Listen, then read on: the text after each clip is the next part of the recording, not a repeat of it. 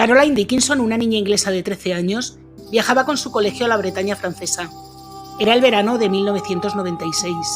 Nunca regresó. La brutalidad de su crimen conmocionó a 2 países y puso en jaque a la justicia francesa. Esta es la historia de la larga y complicada búsqueda de un culpable que actuó impunemente por toda Europa durante más de una década.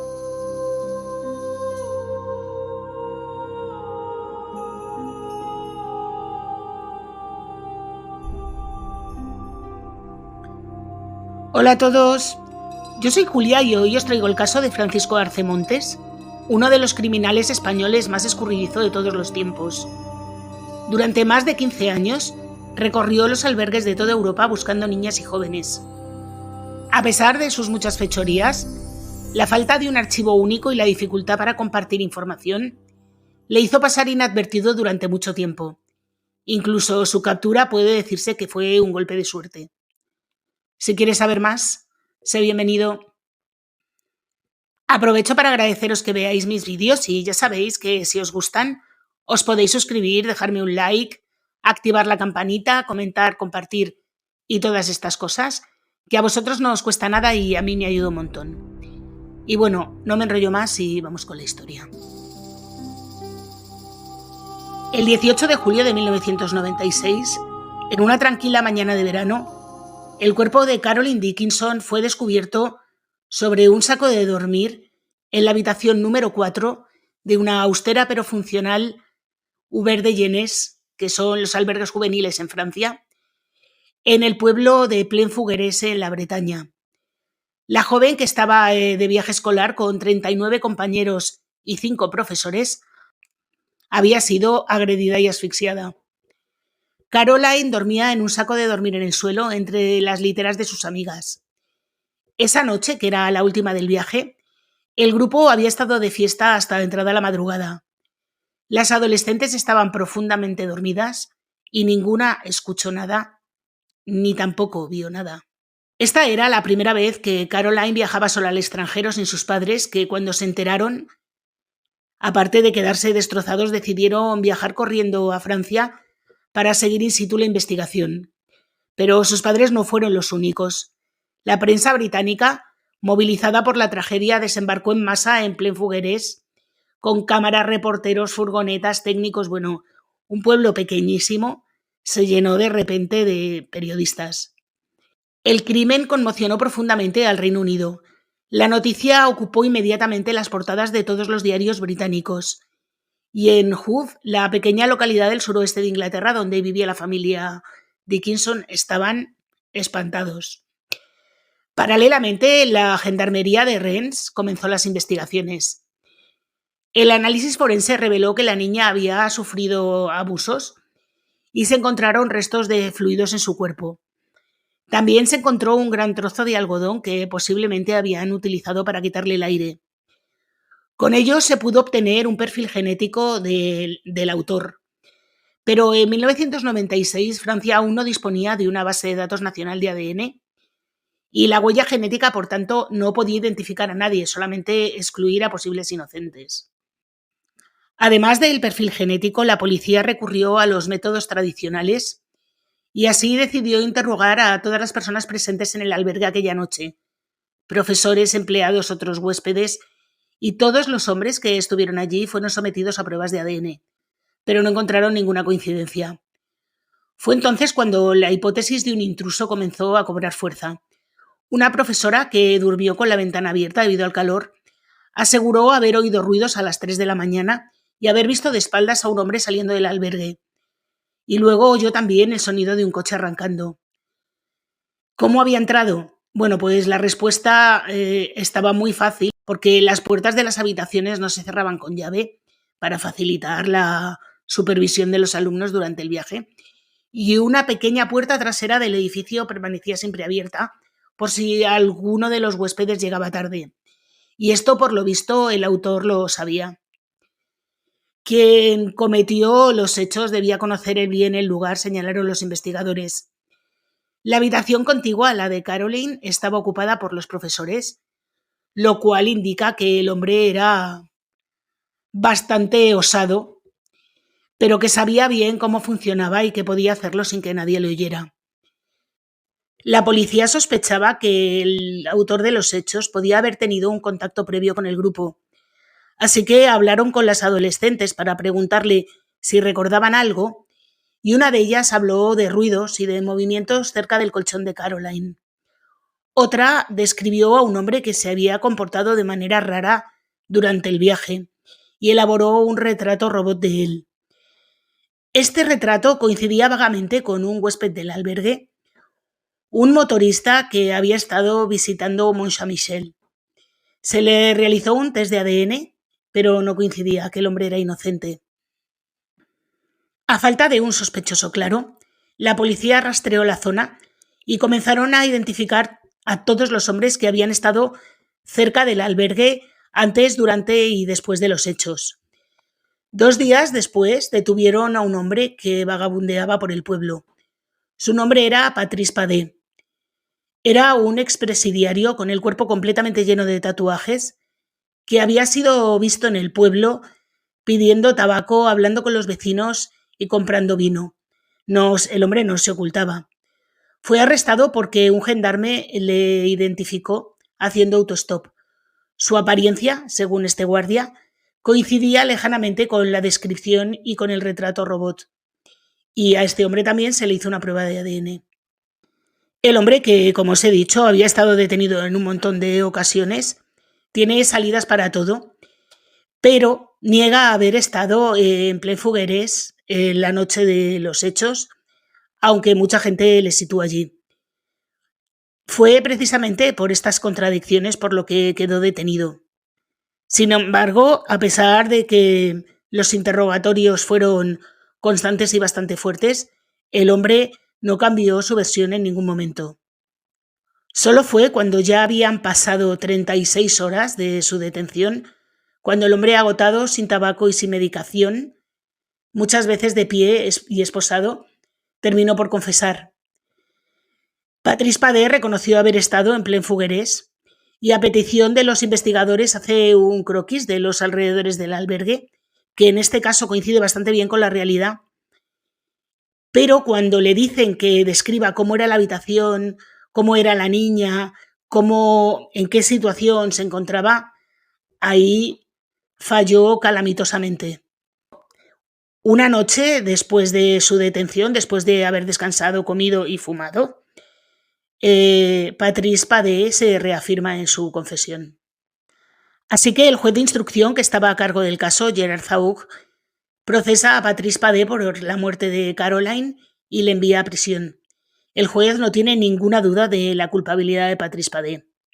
Sin embargo, cuando llegan los resultados de la prueba de ADN, resulta que no coinciden en absoluto, así que tienen que dejarle libre. La gendarmería francesa tiene que volver a empezar otra vez a armar el caso. Han pasado ya 12 días desde que Caroline fue encontrada en la habitación y los progresos en la investigación son nulos. El padre de Caroline está indignadísimo y no oculta su frustración con la policía francesa y con el juez. Acusa a los magistrados de falta de resultados, de que no se comunicaban con él y de que estos habían levantado un muro de secretismo alrededor de la investigación. Todo esto, por supuesto, apoyado por los medios ingleses, que ya sabéis que son medios súper comedidos. Nada amarillistas y, por supuesto, nada sin titulares, nada escandalosos.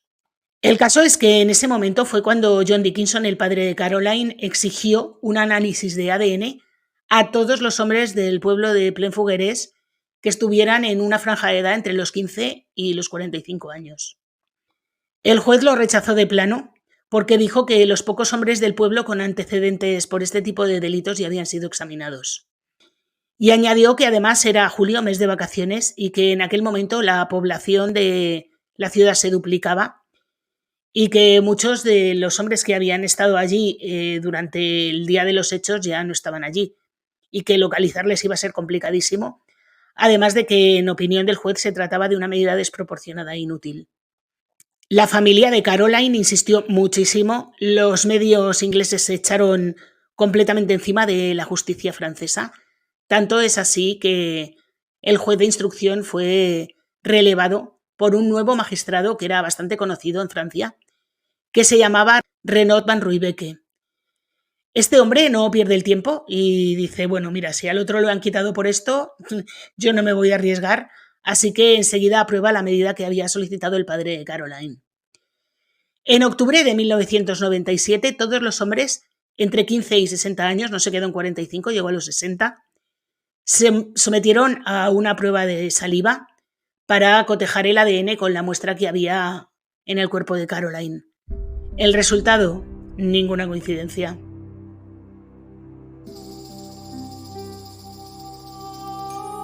Mientras las pistas en la investigación local se agotaban, surgió otra porque en Saint-Lunaire, otro albergue de Aubervilliers, otra adolescente británica, sufrió una agresión, aunque esta vez estaba con vida.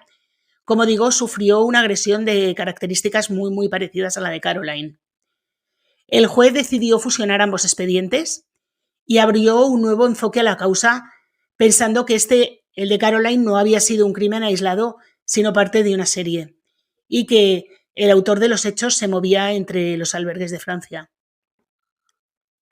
Decidieron entonces revisar todos los incidentes que se habían producido en los últimos años en los albergues, y así surgieron decenas de casos y cientos de nombres. Entre ellos había uno que coincidía bastante bien, que era un suceso que había ocurrido en la Croix de Touraine en 1994, 2 años antes, cuando un hombre fue sorprendido en la habitación de una adolescente irlandesa. El hombre huyó, pero fue arrestado al día siguiente. El caso se cerró bastante rápido. El hombre no cumplió condena, pero su nombre quedó en los archivos. Se trataba de Francisco Arce Montes. Era un español condenado anteriormente por este tipo de agresiones, y lo que más llamó la atención del juez fue que poseía entre 10 y 12 tarjetas de albergues juveniles de toda Europa. El problema es que Francisco Arce Montes había desaparecido.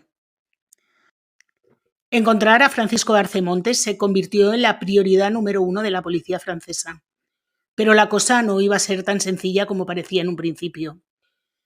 Arce Montes llevaba años viajando de albergue en albergue por toda Europa.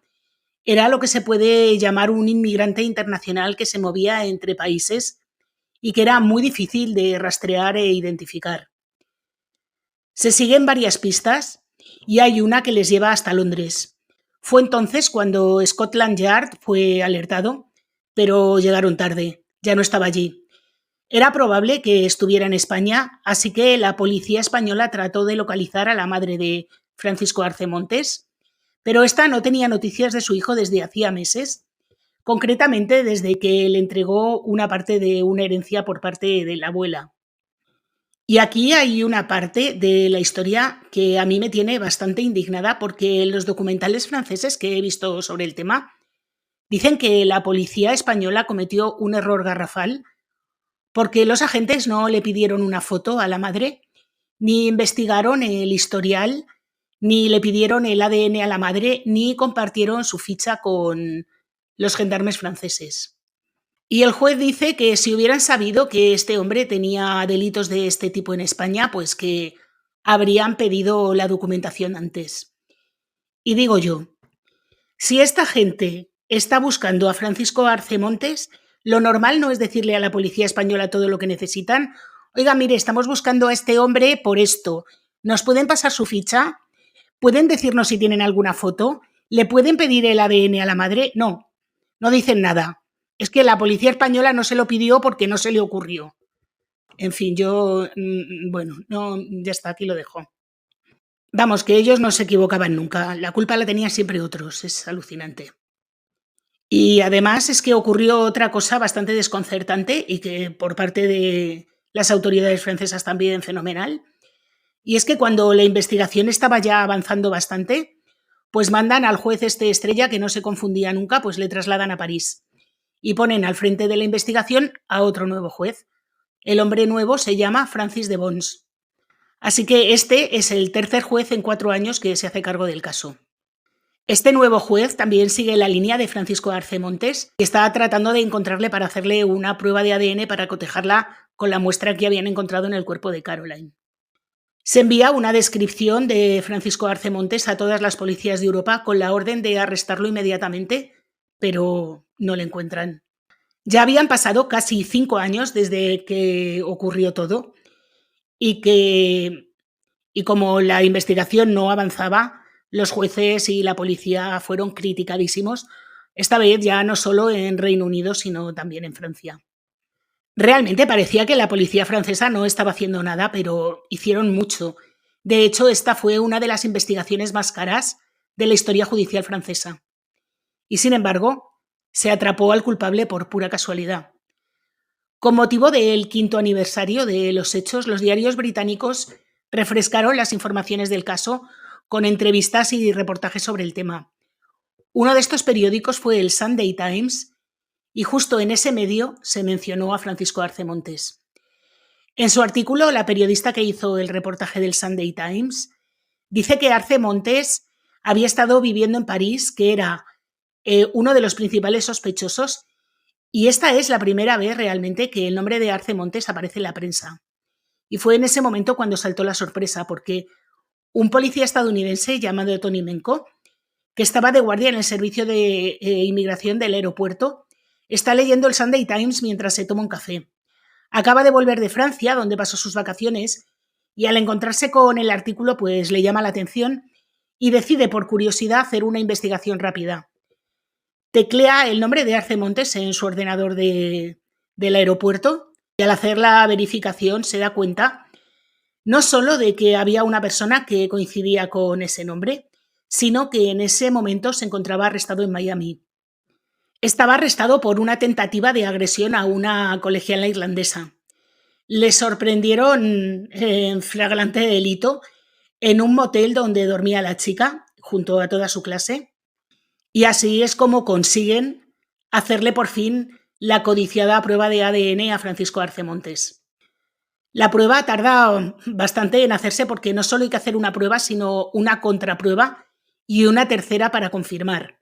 La confirmación llegó el domingo 15 de abril de 2001 y sin perder mucho tiempo se dio una rueda de prensa en la que se comunicaban que los resultados de las pruebas realizadas a Arce Montes eran positivos y que coincidían, claro, evidentemente, con el ADN encontrado en el cuerpo de Caroline. Así que no había duda de su culpabilidad. Arce Montes fue detenido en Estados Unidos, pero se niega a ser extraditado a Francia. Primero quiere ser juzgado en Estados Unidos y quiere cumplir lo que le caiga de condena allí y luego ya verá. La ley estadounidense está de su lado y él lo que busca es ganar tiempo. Pero la justicia estadounidense le brinda una pequeña ayuda a la francesa y liberan a Arce Montes bajo una fianza sumamente ridícula. Arce Montes paga, sale en libertad y en la puerta del tribunal le están esperando agentes del FBI con una orden de arresto internacional. Le detienen y le suben en un avión con destino a París. Y fue a partir de ese momento cuando se revela la verdadera identidad de un monstruo que había pasado inadvertido para todo el mundo y que había cometido delitos por todas partes.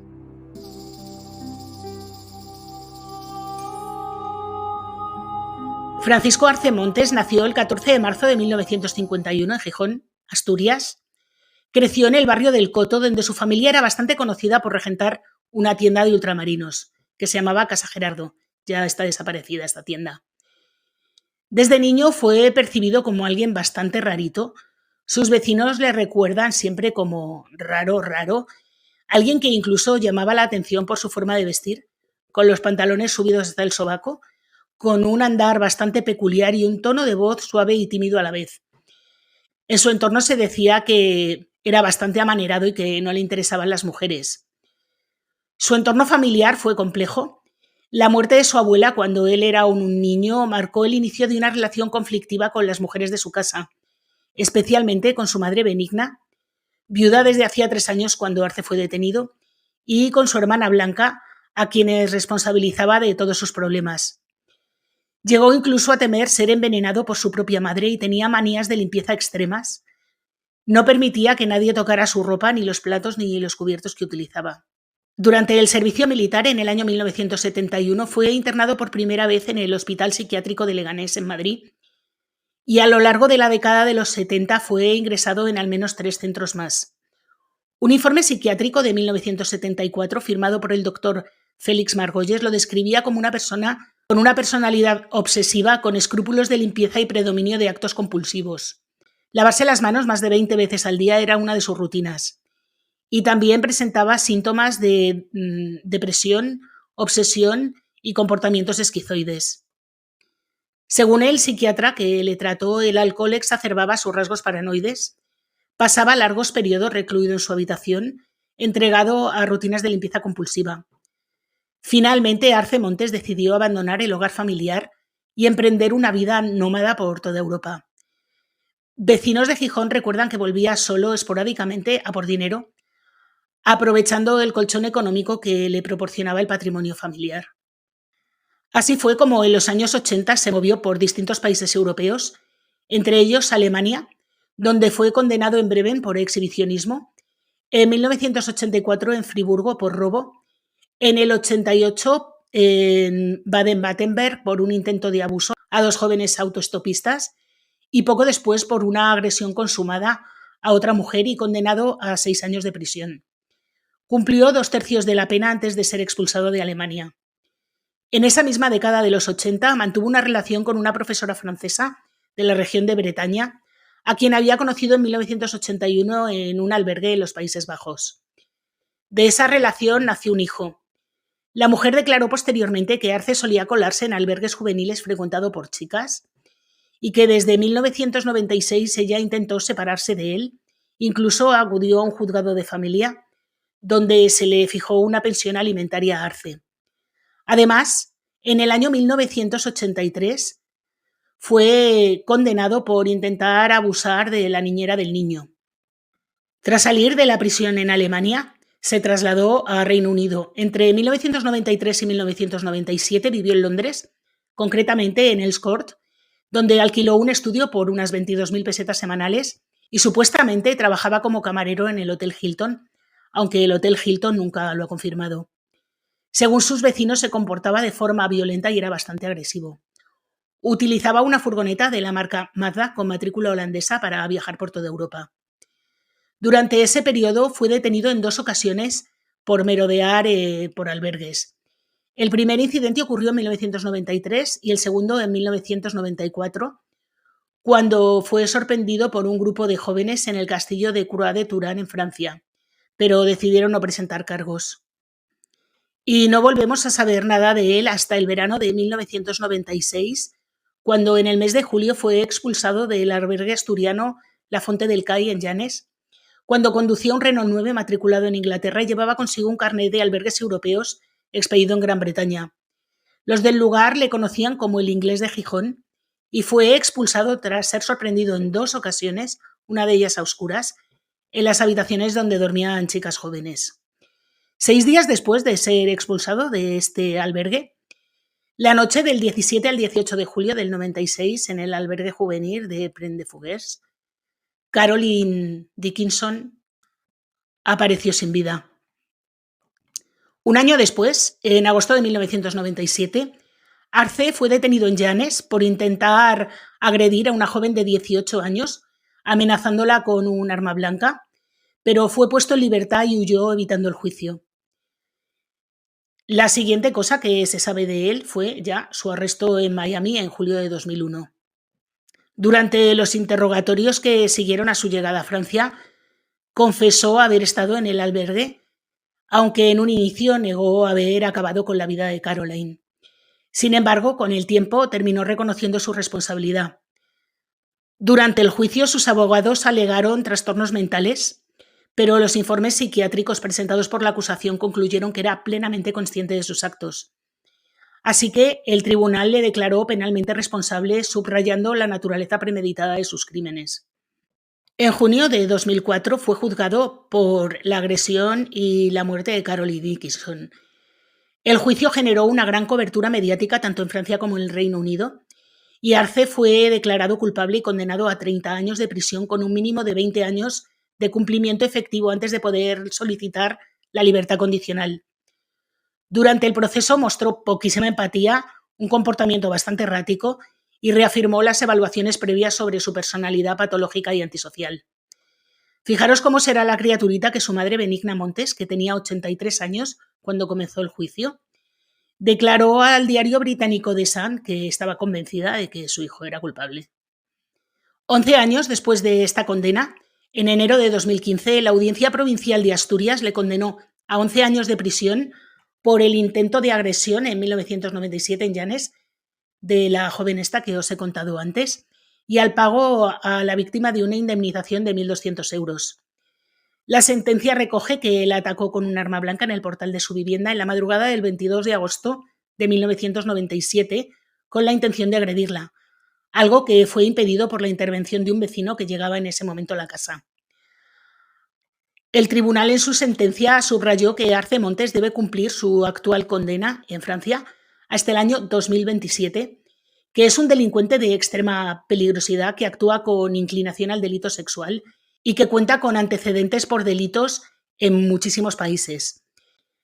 En la actualidad, Arce Montes tiene 74 años y cumple condena en la prisión de San Martín de Ré.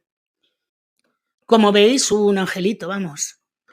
Un caso muy triste y además un caso bastante indignante porque este hombre conseguía escaparse de todas partes, no había manera de que le atraparan y fue precisamente a raíz de este caso y de otros parecidos, pero bueno, este fue uno de los detonantes que provocó que se hiciera un registro de este tipo de criminales en toda la Unión Europea y que la policía compartiera sus bases de datos para que esto no volviera a pasar.